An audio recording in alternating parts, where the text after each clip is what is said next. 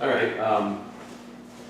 So I just wanted to you know how to solve a quadratic equation in R, Yeah. right? So of course, in R you don't even think about it, right? It's just ax squared plus bx plus c equal to 0. That's a quadratic equation, right? Mm-hmm. In R cross R, let's say it's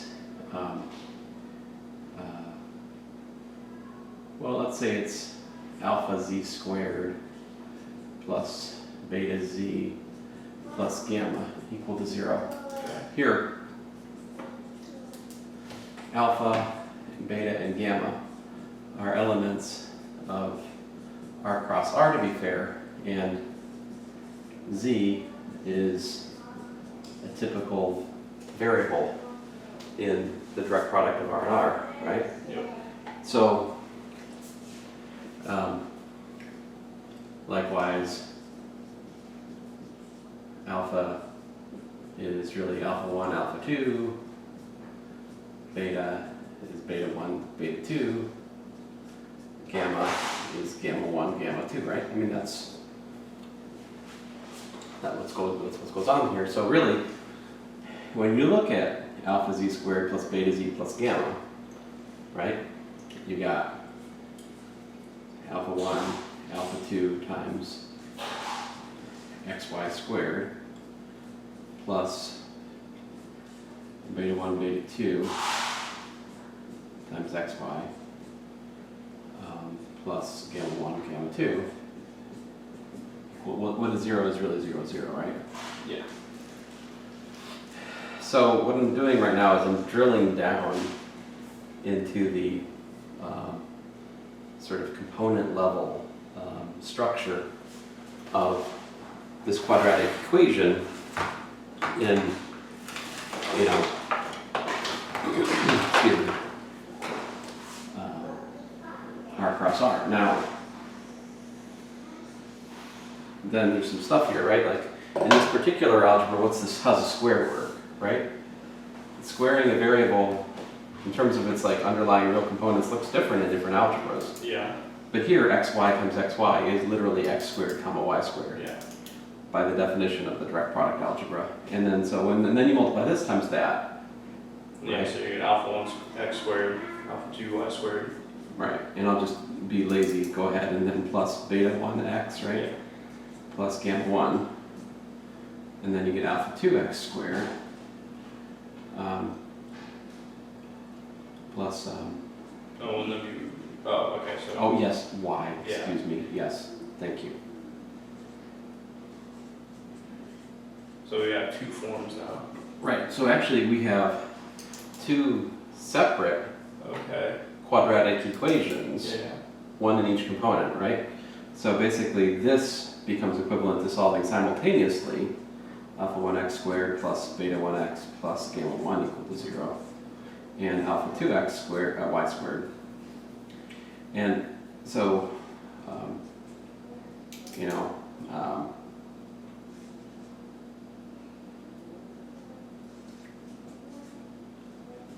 so there's some kind of interesting stuff that happens, right? So I would argue, I mean, you can look at this different ways, right? Now we know how to solve each one of these separately because they're real quadratic equations. Mm-hmm. So if alpha 1 is not equal to 0, then x is equal to, you know how it goes, minus beta 1 plus or minus the square root of, beta 1 squared minus 4 alpha 1 gamma 1, all divided by 2 alpha 1. And y, if alpha 2 is not equal to 0, then y is equal to minus beta 2 plus or minus the square root of beta 2 squared minus 4 alpha 2 gamma 2 divided by 2 alpha 2, right? Mm-hmm. So there are some different cases to consider, right? So if alpha 1 not equal to 0 and alpha 2 is not equal to 0, right?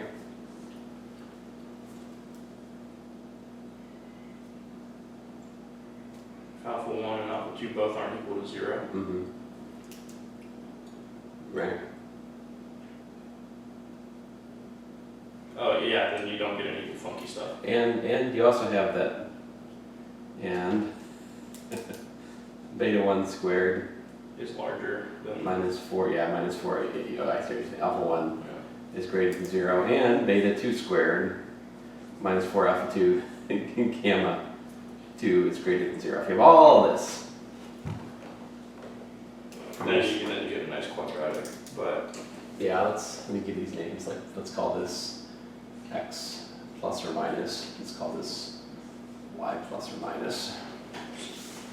so but in the one we're doing, we actually we can forget about, we just have to have alpha not equal to 0 in one of them.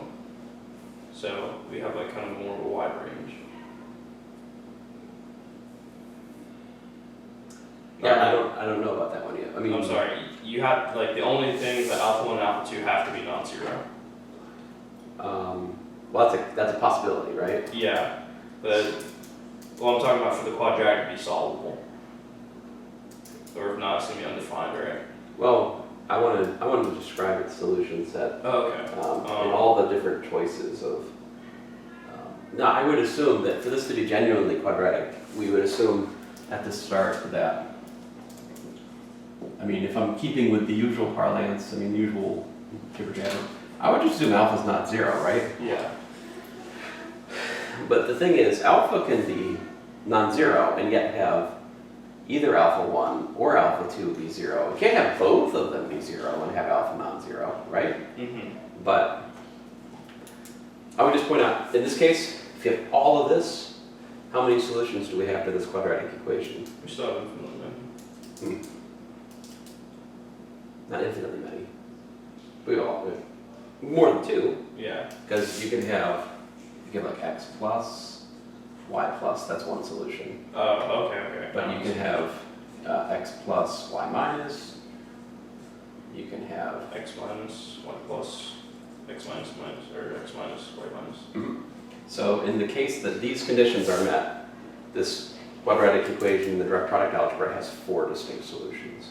Oh, so that'd be our span then? I don't know what there are 4 solutions. Yeah. It's a little bit surprising. We don't usually think about quadratic equations having 4 solutions, but this one can.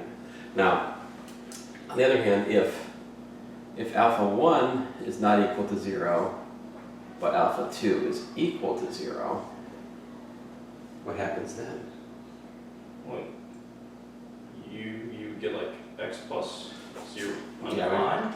Yeah, we still get like x plus or minus comma what, right? Yeah. Like what can go, what do we face for y? For y, this algebra is universal, right? This is like independent of the case logic. Yeah.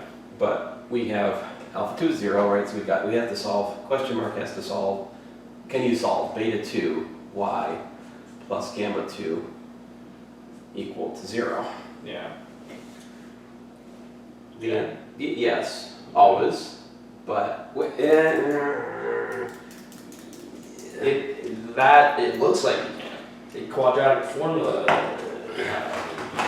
right. So now here You're in some slippery slopes. there is yet another bifurcation of cases. So here, if beta 2 is not equal to 0, then y is equal to what? Well, beta 2 not equal to 0, y is equal to minus gamma 2 divided by beta 2. Mm-hmm. Great.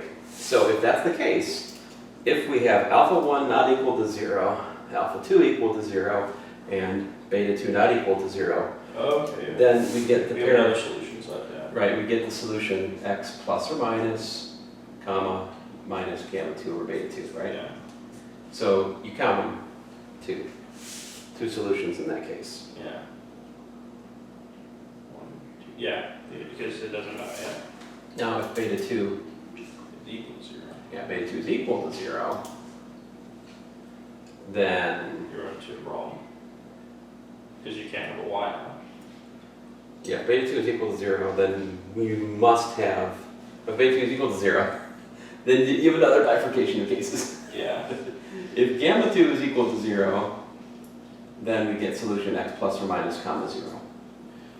Because, When you, well. oh, wait a minute. Yeah, you can. Oh, no, I'm wrong. Yeah, I'm wrong. If beta 2 is equal to 0, right? yeah, you don't have anything. You have a number. It's just gamma 2 equal to 0, right? Yeah. So if I have gamma 2 equal to 0, I just get 0 equal to 0, irrespective of what y is. Yeah. So I don't put 0 here. I put y. Y is free. Okay. So in the case that alpha 1 is not equal to 0, alpha 2 equal to 0, beta 2 equal to 0, gamma 2 equal to 0, I have infinitely many solutions.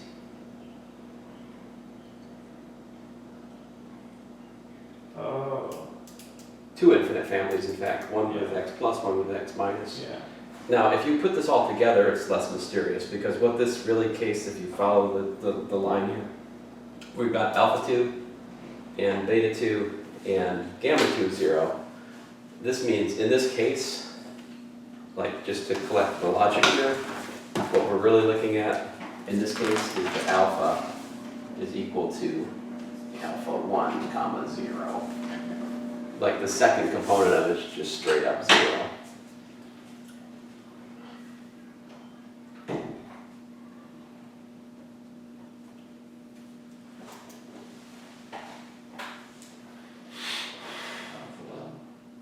Alpha 1, 0. Okay.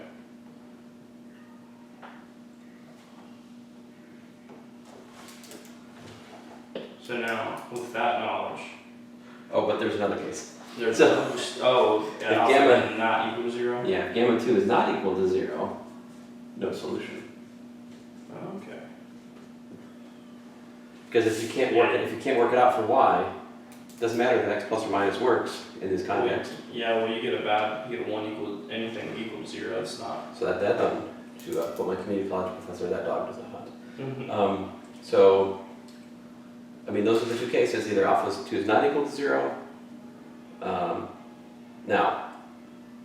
Now, if you've been, I guess here, really, the way I draw the case logic a little bit. You could flip alpha 1 and alpha 2. Yeah, see, Yeah. I also need to, Yeah, but you don't have to write the whole case thing down. well, Because you just flip it, essentially. but I'm saying there's more here that I haven't commented on yet. Like, Okay. even in this case, like this case here, x plus minus, what I'm assuming for x plus minus to exist, I'm assuming that, beta 1 squared minus 4 alpha 1 gamma 1 is positive, right? Yeah. Otherwise, the quadratic formula fails, Gamma 1 and which cases are? This case, like this whole, this tree down here, like this case leading to these two cases, leading to those two cases, like these presuppose that this is positive. Yeah. Of course, you could likewise, so like there's other cases missing here, right? Like, what if this is equal to 0? Yeah. Or what if this is negative? Well, if it's equal to 0, I feel like that's an easier one because, because you just drop it and you have to have alpha 1, and alpha 1's non-zero, so you're good. Well, if this is equal to 0, that means that you have the x plus minus. Like, if this is equal to 0, x plus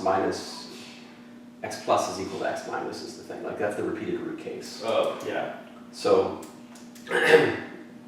they'll just be, like, this. Otherwise, the logic follows through, Mm-hmm. because what happens with 1 doesn't have anything to do with the second component. But instead of getting 2 solutions here, you get just x plus. Yeah. Sort of repeated. And down here, you just get that infinite family with the repeated root solution. Yeah. And down here, you get no solution.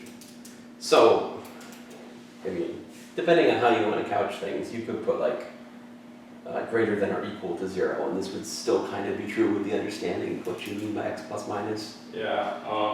What's more interesting is the case that this is negative. Yeah, because then you get I. Right, so if that's negative, what that means is that there is no solution. Yeah, that's what I was saying, because you don't have I. Right. Because so when we ask we ask if there's, we're asking, is there a solution to this quadratic equation in this context, right? Yeah. So like the first thing we do in algebra in grade school is say, this is a real quadratic equation, does it have a solution? Well, you look at the graphs, right? If the graph doesn't cross the x-axis, there's no solution. There's no place where you have x-intercepts being 0, right? So, of course, later we learn, it depends on how the story is told, but we also learn the quadratic equation tells us, oh, that's because the solutions aren't in our number system, right? They're actually in the complex number system. But that's another discussion. Like, can you take a given number system and extend it so that the equation you're looking at has a solution? But yeah, I think that's, now what you said is totally on point. So like if any of these are negative, there's no solutions because the corresponding real quadratic has no solutions. Yeah. But on the flip side, of course, everything we just talked about, you can turn over, exchange 1 with 2, and you have the same story again, because there's a complete symmetry between the first and second components in H cross H. Yeah, it would have to. See, with the complex, there wouldn't be symmetry, because you can have... That's right. So you don't have that, like that's not given. Yeah. So to summarize here, let me summarize. Okay. What has happened is we have seen that there are either no solutions, there's just one solution. One solution would be when x plus minus is equal, and we have the case gamma, beta 2 is not equal to 0. 4 solutions. So no solutions, one solution. There can be 2 solutions, which is when plus minus. This case. Or there can be 4 solutions up here, or there can be infinitely many. And there can also be 2 solutions up here in the sense that one of these could be equal to 0, but not both. Well, actually, if one or both of these, if they're both equal to 0. If alpha and alpha 2 both equal to 0, or are you talking about the conjugate, not the conjugate, I think if these are both equal to 0, it's both a determinant, right? If these are both equal to 0, then these are all the same. So this also collapses down to one solution. Yeah. Because these are all the same tuple. Because x plus is equal to x minus and y plus is equal to y minus, because the discriminants are both 0. Yeah. So what I'm saying is the case of one solution, it can come from disparate causes. It can come from this case, where these happen to both be 0, both discriminants are 0. Okay. Or it can come from down here, where one of the discriminants is 0. Okay, so going over to this one, I would have to pretty much do the whole tree to make sure like I get everything. That's what I think that's at least a good exercise just to go through the whole tree. Yeah, well, that's what I'm trying to say is there is like this. I think my larger point is I think that the totality of all these cases would be hard to uncover if we changed the notation for the algebra. What do you mean change the notation? Well, the direct product algebra, R cross R, remember, is isomorphic to the hyperbolic numbers H2. Which are, it's hyperbolic. so H2? So you're talking about like you can, if you just got rid of y, the negative y's? This one. So it's things in the form z equals to like, x plus jy, right? Mm-hmm. So like z squared in this case is x plus jy squared, which is x squared plus 2jxy plus y squared, because j squared is 1. And so when you look at the quadratic equation alpha z squared plus beta z plus gamma equal to 0 over the hyperbolics, the 2 hyperbolics, then this is like alpha 1 plus j alpha 2. Z squared was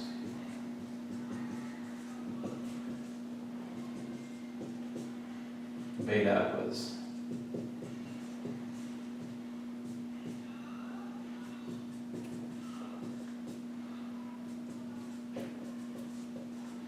like that.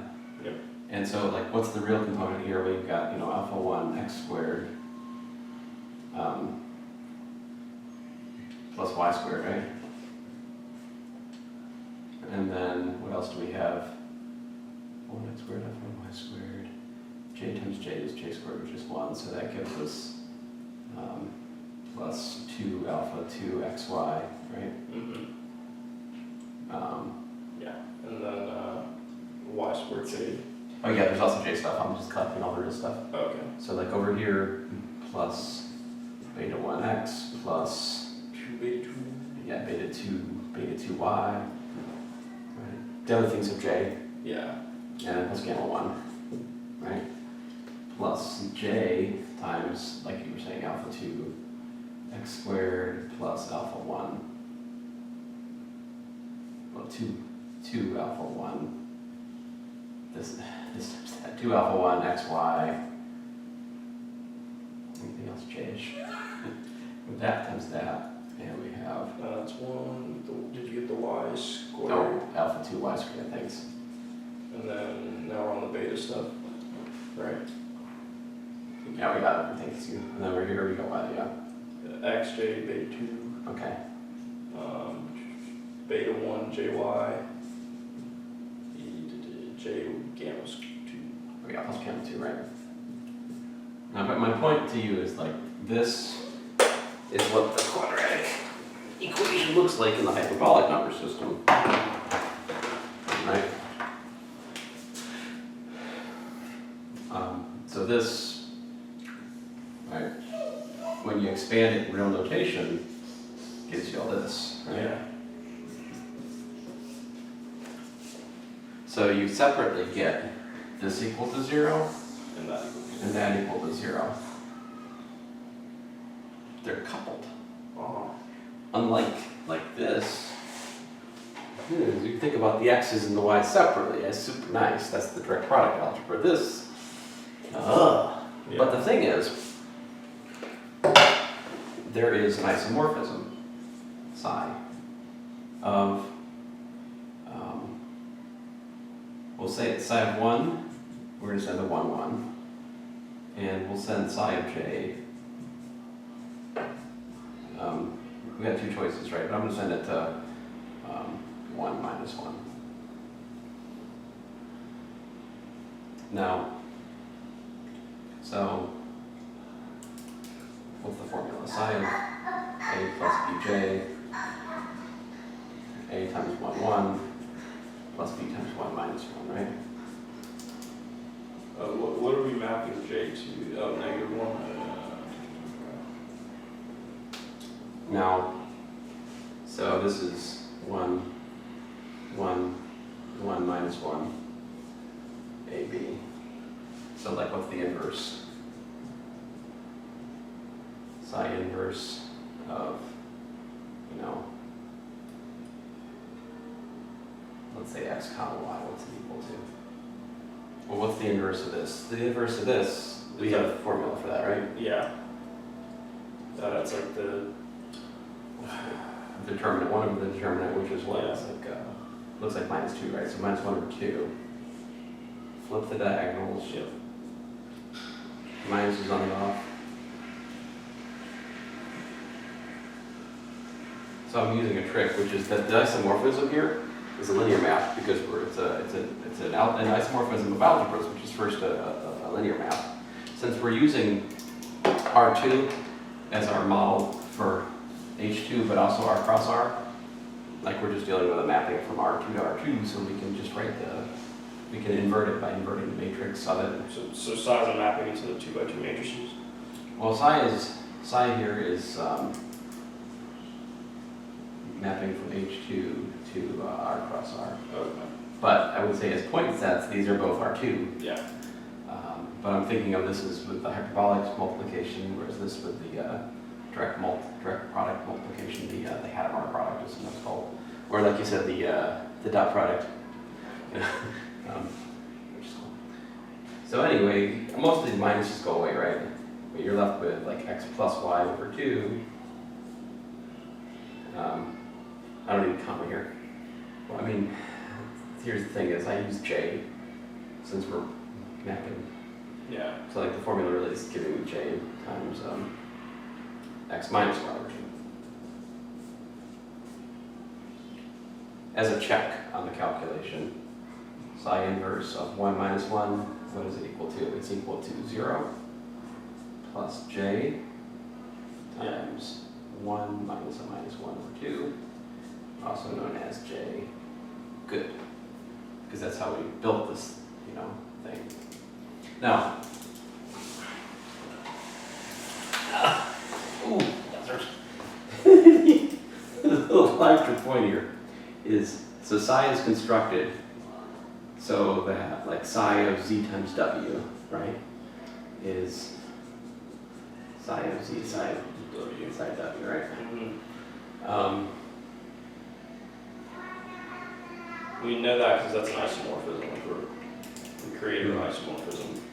I guess that's the question, is how do I know that? If it's an isomorphism, isn't that one of our rules about them? Is that they preserve. Well, so like I sent the identity to the identity, and I sent the generator to the generator. It just so happens that these algebras, like this is essentially a little theorem. If your algebra is generated by like a given generator, and you map that generator to the corresponding generator of another algebra that also happens to be generated by a single generator, then that will give you an isomorphism because, okay, so like, I should prove that, but I'll prove that. I'm kind of running out of space at the moment. Let me get to a point before I prove it though. So for reasons I haven't quite explained yet, this will happen because of the way we constructed psi. And also, because of the way we constructed psi, we can pull out real scalars, right?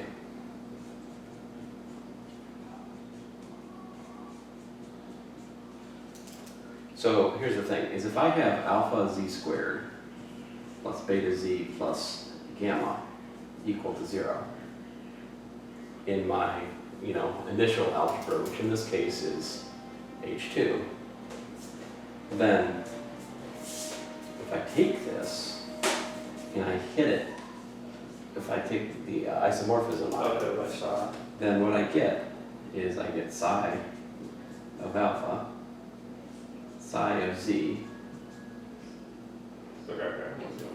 but I can pull the square out because it's psi of z times psi of z. Yeah.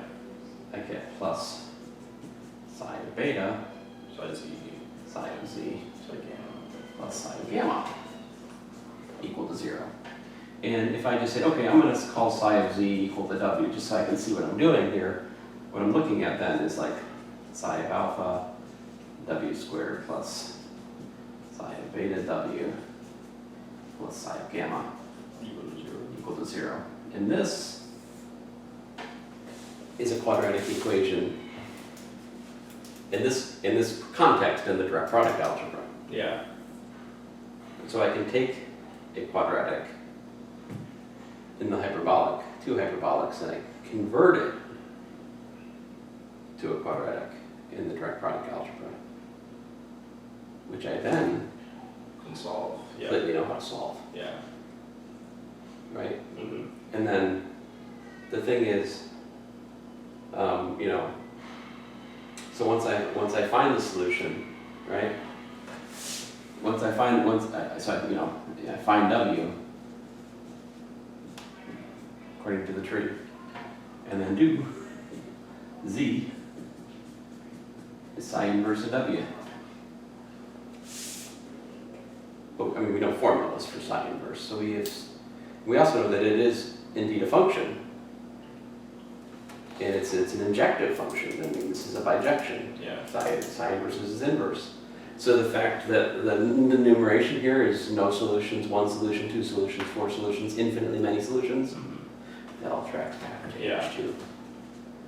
Okay, so solving the arbitrary quadratic over here automatically solves it for here. this arbitrary quadratic, which doesn't seem like much, until you actually look at what it is. Yeah. It's quite awful.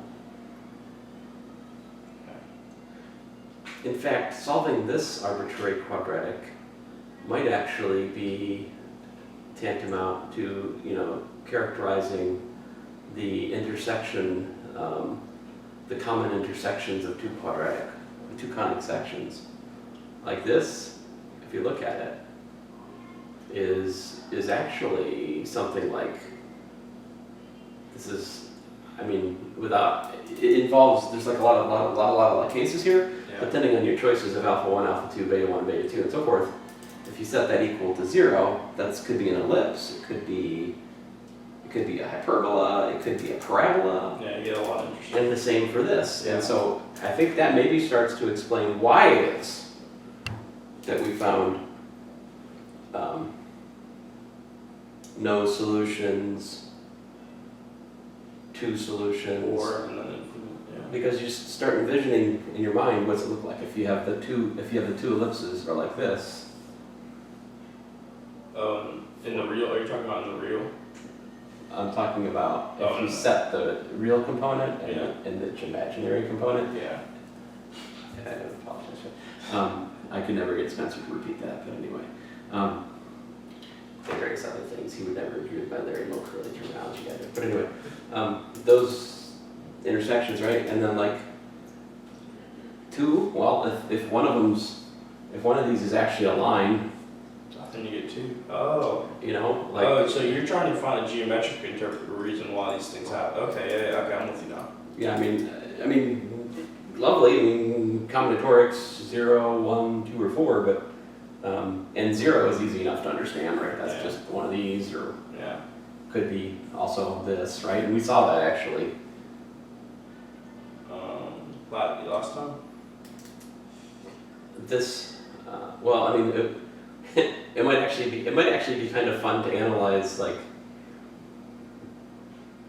what's the geometric, like, yes, this is the case-wise logic, like, what is it corresponding to geometrically over here if we set these equal to 0, like, what's the interplay between these things being fleshing out and geometrically these particular, I actually don't know.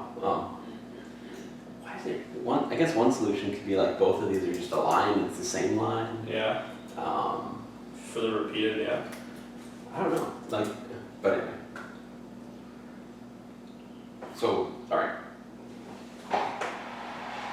This is like the. I think this is that exercise that I mentioned. Exercise 4.22. Yeah. Email. Yeah. 4.22. I think that what I'm going through right now is that. Yeah. I haven't looked at it, but now. So if you don't have a question, I'll circle back and prove that fixing the generator fixes the map. Yeah, you can prove that. I just take a picture of this. Yeah, go for it. I'm gonna copy this down. So this is the strategy. No, yeah, Is to it makes sense. Convert the quadratic equation in the Hyperbolic space into if you have an isomorphism of your space to a direct product of, So I had the one question I do have is the algebra really stays the same for the most part, in my opinion. Mm-hmm. It's just if for one of the cases you can have the discriminant equal to 0 or equal to negative about something other than 0. For I think like definitely you're going to get the infinite case again, right? 'Cause, Yeah. like if you have all that 0, yeah. like the real equation is the trivial equation. Mm-hmm. If the real part of the equation corresponds to the trivial equation, then any real component solves it. Yeah. So as long as your complex equation has like a solution, and it always will because quadratic equations over the complex numbers always have a distinct pair of solutions, which we should prove by the way. But so see, but this is a start, right? But you're just looking at like well, first of all, you need the CJ squared term, right? But beyond that, that's just looking essentially at like z squared.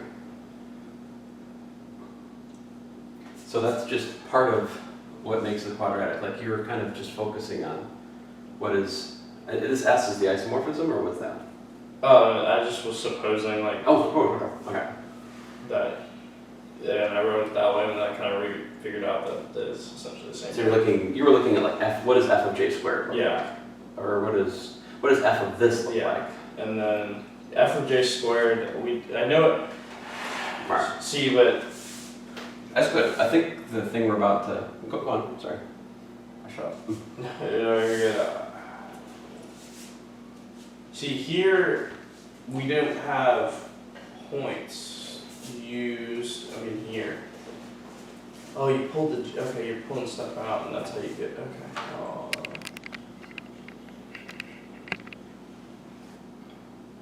So. Wait, I gotta put things together. One second. Okay. That's what we mapped it to. Okay. So we get that thing. And then F is our isomorphism.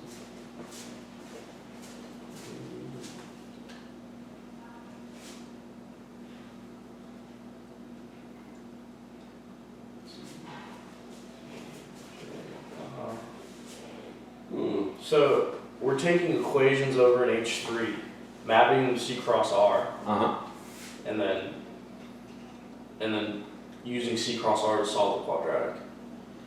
Okay, so how do I write a generic?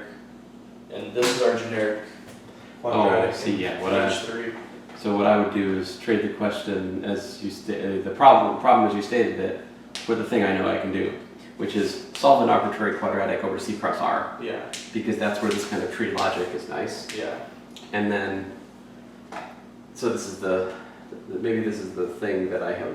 There is there's nothing that's lost in this isomorphism game. No. So like an arbitrary quadratic, let me say it this way. An arbitrary quadratic in the hyperbolic numbers maps to an correspondingly arbitrary quadratic over the direct product algebra. How can I say this another way? If you track back for an arbitrary quadratic over the direct product algebra, the inverse images of those give you all possible quadratics over H2. So like solving the quadratic equation in C cross R will reveal all of the possible cases in H3. Yeah. To be more explicit about why I'm claiming that, like, so if you think about it, we go from this quadratic equation to the corresponding quadratic equation down here of this, right? Yeah. How can I argue that that's an arbitrary quadratic? Well, psi is onto, Yeah. right? So like there's no, I can always find an alpha, beta, and a gamma. Like you pick any triple of coefficients that you'd like in the direct product algebra, I can find an alpha, a beta, and a gamma in H2, which map to that pair, that triple of coefficients. So there's nothing that can be lost. This way I can say this more.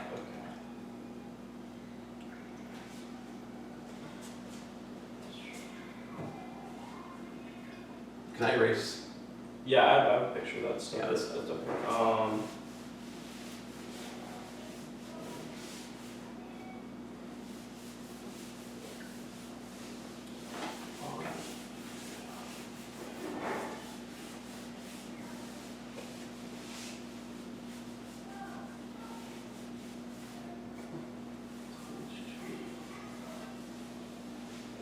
So,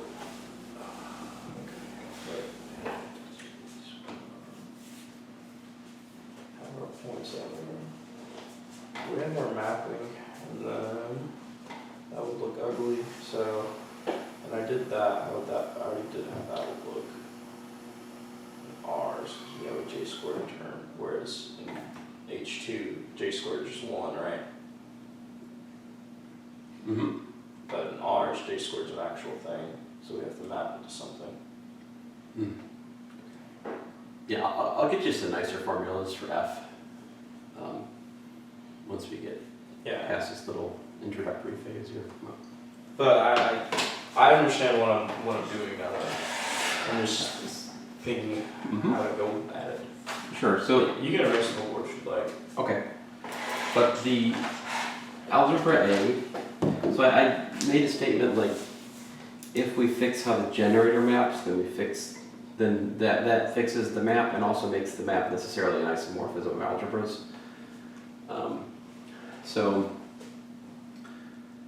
So here, if A is, so what does it mean for like something to be a generator, right? So Yeah. essentially that means that A is of the form something like, C1 plus C2 x plus dot dot dot dot plus C n minus 1 x to the n minus 1, such that, P of x is equal to 0, where the degree of P is equal to n. And here, I mean, this is a real polynomial of degree n. I think this is a decent, I could be wrong, but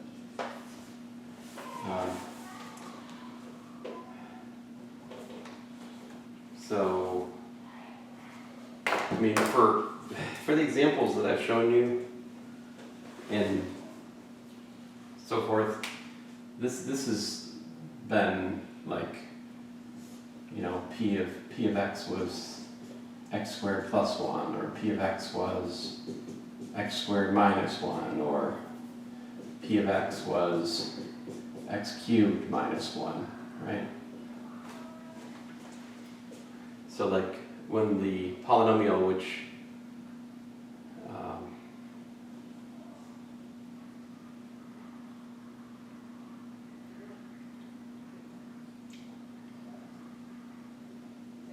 so here I'm thinking of x as like an algebra element, and it is linearly independent from 1, from x squared, and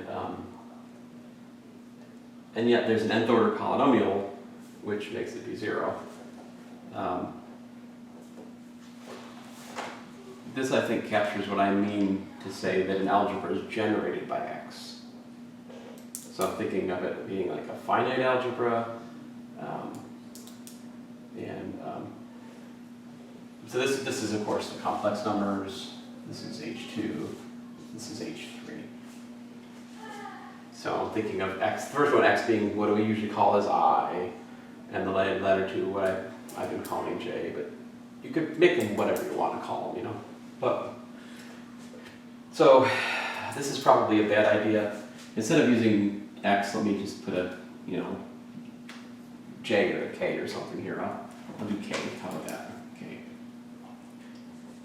So we want P of K to be 0, meaning that if I there's an nth order polynomial that makes it 0. So like this is an arbitrary element because anything that had higher powers of K we can always collapse down. And that great. So the thing is, if I have a mapping psi from A to B, where B is some other algebra, then this mapping will be, I think, uniquely specified, maybe just by J alone. You might have to, that's probably not true. I mean, I had to,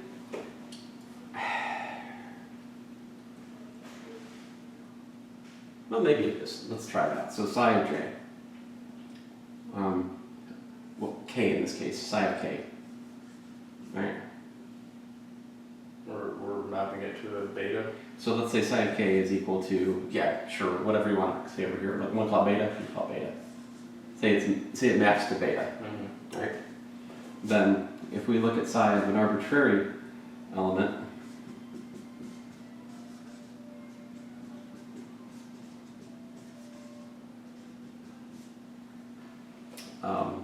so what I'm trying to say is this defines psi if we agree to extend, you know, both linearly and according to the product, you know.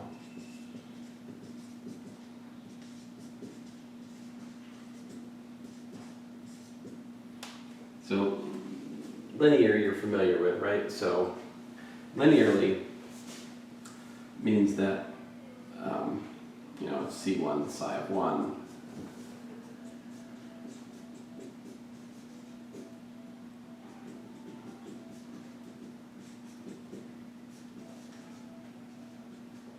right, so here I'm assuming I haven't neglected this, but these are real constants, right? Yeah.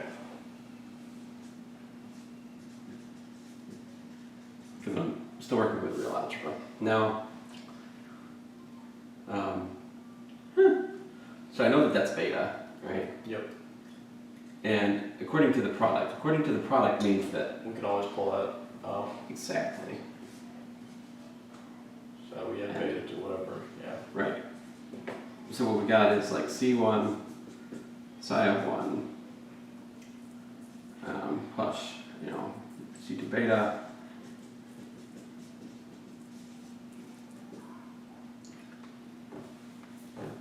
Now we have the form.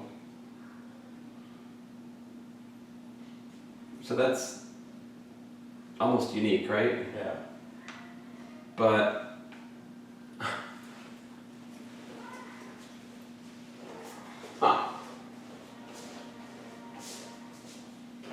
it's been a while since I thought about some of this stuff, but I don't. Wait, if we had a, I mean, in practice, we said we're going to send psi of 1 to 1, you know? yeah.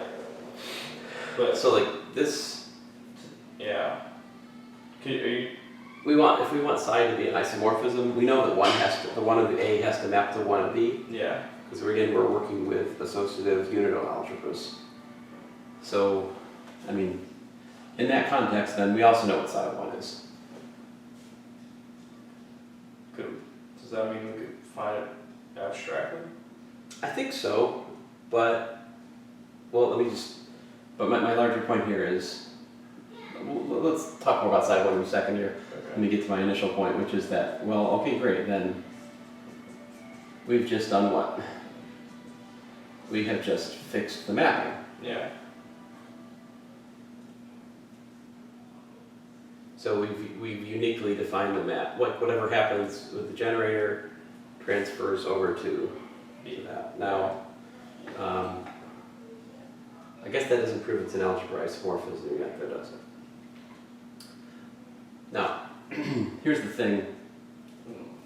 But you could take it back, you can inverse, why wouldn't it be ISO? Well, I would also point out that, you know, like, essentially this math here, psi of the polynomial p of k is equal to, like, the polynomial of beta, Yeah. right? So this is 0 by assumption. Yeah. And so this implies that p of beta 0. is also equal to 0, which is to say, if you set up the mapping in this way, wherever you're sending the generator to, it itself behaves in the same way in your target algebra. It becomes a generator of the same kind. Now, separate discussion. Did we does fixing psi of k being beta, does that tell you what happens to 1? No. I think that depends on the structure of p of n, like the polynomial Yeah. that defines the generator. Like, notice that for complex numbers, you're you know,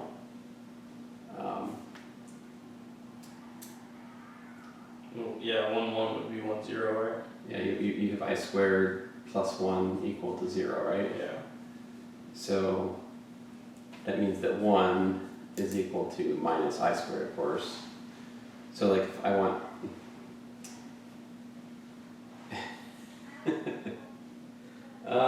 sorry, thinking. So suppose I've defined this map, psi of I is whatever, you know? Mm-hmm. Then psi of I squared is beta squared, right? But psi of 1 is psi of minus I squared, right? And you pull out that minus, pull out the 2 squared. Which is Beta. minus beta squared, right? So for the complex numbers, if you fix what happens to I, and you say that it's an algebra, and you say it's an algebraic isomorphism, which maps I to beta, that automatically says that 1 in the complex number system must map to minus beta squared. So I think you're right. Like sometimes fixing the generator fixes where it has to happen to I. Where it becomes more complicated in my mind is when the polynomial has like more terms. More terms as in like how does. Like suppose your polynomial is something like, you know, b0 plus b1k plus bn k to the n, you know, equal to 0. So in this case, so this is my p of k, you know. Yeah. If b sub 0 is not equal to 0, then yeah, fine, you can define psi of 1 to be psi of, you know, minus b1k minus da da da minus bn k to the n divided by b sub 0, right? And in so doing, I mean, because you can solve the characteristic equation for the generator for the unit. If you had that. If you don't, it is 0. Oh. See where you're going to the problem.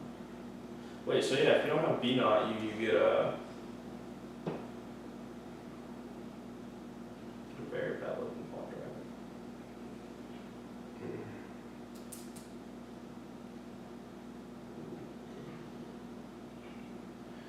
No, well, could you pull out a K? Because you can pull out a K out of a return, and then have P of K equal to K plus K. Right, so now you're asking the question, so like, K, and then K minus 1. Like, yeah, you essentially pull it back to there, and then wouldn't the isomorphism essentially, because you have a mapping for K, so the isomorphism would be the psi of K times psi of the polynomial. I mean, And you wouldn't, and then you could create, so the, B1 would be the generator there. I mean, really your question is, can you always make the polynomial such that the constant is non-zero? Yeah. By just like trading the polynomial you're given for another one, and I don't know. How do you go about like proving it that you could always pull something out? Well, you always have to have a K term if you don't have a B naught. And Yeah. then my thinking is that if you have a K term and everything, you have to get a non-zero generator, because if not, the whole thing would just be 0. Then you wouldn't have an equation. I don't think that's the case though, but that mainly stems from examples we haven't looked at yet. Okay.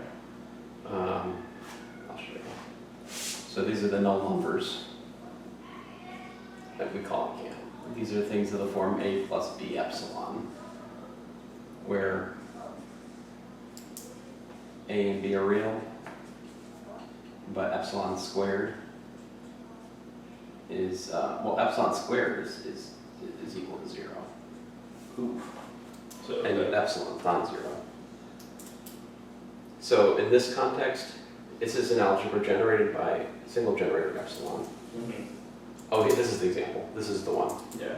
So if I say psi of epsilon is beta, it doesn't, there's no linkage to the 1. Yeah. So like to define a mapping from the null numbers to something else, I do need to tell you what happens to 1 because there's no connection between 1 and the generator. Yes. Yes. So this is not, it's not generally possible to do this. It's only possible if the algebra is defined in terms of a generator for which the defining characteristic equation has a constant which is non-zero. So psi of 1 has to be the one of the target space. Pull out every. Oh, is it bothering you that this is in algebra? No, well, no. I'm trying to think of how you could like get around it. Because can you just pull out every even termed e squared term? Well, I mean, so like psi of a plus b epsilon, right? Yeah. Would be a times psi of 1 plus b times psi of epsilon. Yeah. So we say psi of epsilon is beta. Great. Yeah, we're still at 1. What do they do about the 1?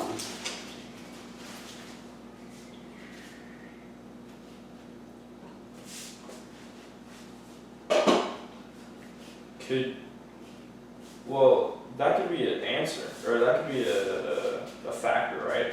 So if we were to do a bigger polynomial that was one of the factors for it and solve it for that, couldn't you solve for the factor? Which factor? So a plus b epsilon, that could be a factor for a bigger polynomial that you could solve for. Well, So you solve for that and then you map it back to that. I don't know. But this isn't a factor of a polynomial. This is just, I mean, epsilon is a fixed element of the algebra gamma. I'm talking about it formally in the same sense that you talk about, complex numbers have the form a plus bi. Yeah. Act normally. Null numbers have the form a plus b epsilon squared 0 act normally. So what I mean by that is if I have, a plus b epsilon, and I have x plus y epsilon, and I want to multiply those, it's ax plus, epsilon times y, ya plus, I usually put the a first and the x. I don't know why I'm reversing the letters order, my bad. And then plus, by epsilon squared, but epsilon squared is 0. So you get stuck with that. So you get ax plus, epsilon times ay plus blah, blah, blah, dx.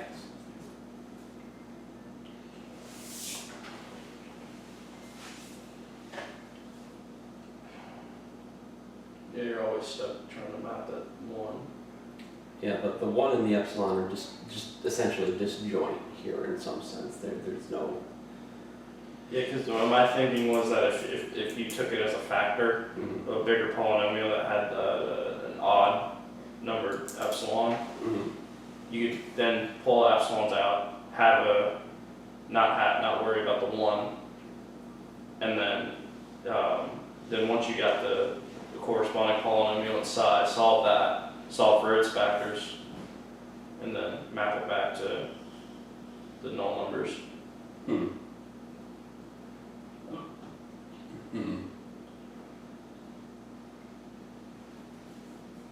Because I'm assuming that a factor, if you could factor it out in your map in the next map, that the factors would also have to map back due to it being isomorphism. But now this algebra, I can give you another algebra which is isomorphic to it. yeah, It's so here's B. It's matrices of the form